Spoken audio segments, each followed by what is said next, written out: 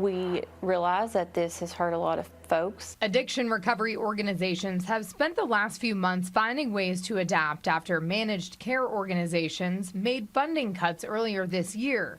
These are insurance companies contracted to carry out Medicaid services. Unfortunately, because of the MCO cuts, we didn't have a choice but to make the cuts that we did. Kara Ball is the Chief Development Officer for Isaiah House, the state's largest community-focused nonprofit for addiction treatment.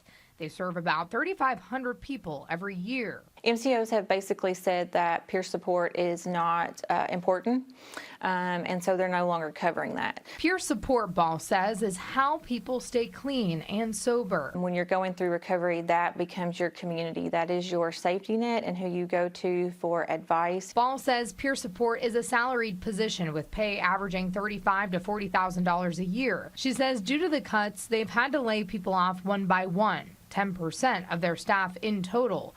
Many of them worked in peer support, though she doesn't anticipate any more to come. Yes, we have incurred a lot of hits financially, but that doesn't deter us from making a difference in that community. Ball says peer support will still be offered, but the number of hours each person can have is now limited to just over 50 hours. Let's say you can have 50 hours and you use up 20 at one treatment facility, you can only have 20 more at your next one or 10 at your next one. It takes more than one time in rehab.